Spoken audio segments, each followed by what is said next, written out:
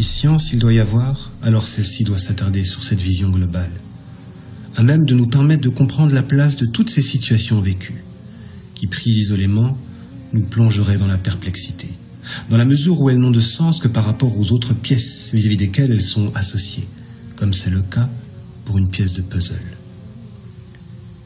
C'est cette science qui échappait à Moussa alayhi salam, alors qu'il se pensait le plus savant sur terre, avant qu'Allah ne l'invite à faire la connaissance d'une personne dont la science était supérieure, car elle impliquait justement un agissement relatif à la vision globale, où la mesure des choses ne s'opère plus à travers les avantages et les inconvénients apparents et spontanés.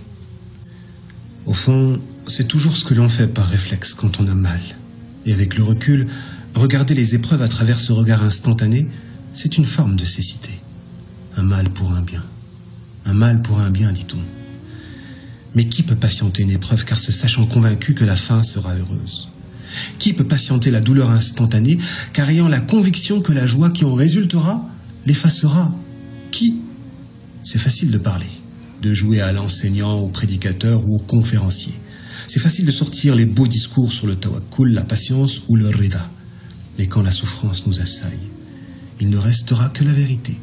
Cette même vérité qui fera que ton savoir s'appliquera. Si donc rien de ce que tu savais ne s'applique au moment de l'épreuve, alors tout n'était que fausseté, balayé et dispersé par le vent, comme l'écume du torrent ou de ce métal fondu dont l'inutilité s'est avérée au moment T.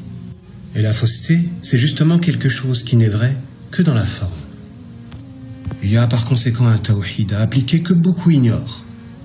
Celui de ne pas associer le hasard à Allah au moment de l'épreuve, en revenant à lui en priorité par 2 rak'ahs et une invocation.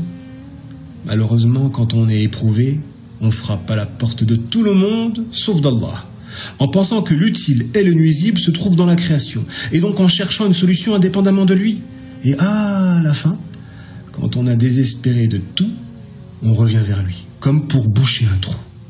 Tu n'accepterais même pas d'être le bouche-trou d'une personne déprimée par une déception sentimentale, alors pourquoi l'accepterais-tu pour Allah? Patienter aujourd'hui, en vertu du concept de rachat, et ce en raison d'une faute commise de par le passé, c'est faisable, même si cela n'est pas aisé. Mais patienter aujourd'hui, en vertu d'un bien dominant consécutif d'une vision globale à travers laquelle le futur peut s'appréhender, là, c'est bien plus compliqué. Car il faut avoir la foi en la fin heureuse qui touche toujours le croyant, et ce en nourrissant une constante belle opinion d'Allah. Mais quand on a mal, c'est dur, c'est dur. Oh, comme elle est grande, cette âme de Yaqub, alayhi salam. À bien réfléchir, ce qui résume l'humanité, ce sont essentiellement des pensées et des émotions. Vivre, c'est donc ressentir et donner une opinion. Il y a par déduction des âmes qui sont petites et dont la réflexion tourne seulement autour de l'ego. Mes problèmes, mes problèmes, mes problèmes. Et il y en a d'autres bien plus grandes qui méditent sur le principe des choses, sur le sens de la vie, de la souffrance ou de l'existence et qui sont capables de migrer et de se mettre à la place de cette personne là-bas que tout le monde ignore afin de ressentir à travers elle. Combien d'âmes sont passées sur terre? Certaines ont laissé des traces, mais la plupart furent totalement oubliées.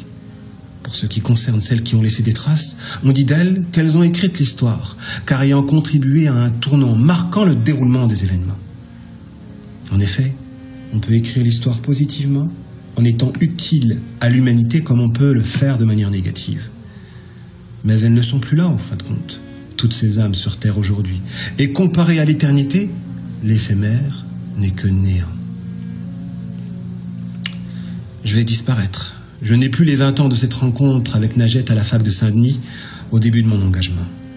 Tu vas toi aussi disparaître, peut-être déjà avec des cheveux blancs. Nous allons tous disparaître, pour ne devenir que des souvenirs dans la poitrine de nos sincères relations. Et au final, il ne restera que celui qui est aujourd'hui comme il l'était avant que nous soyons.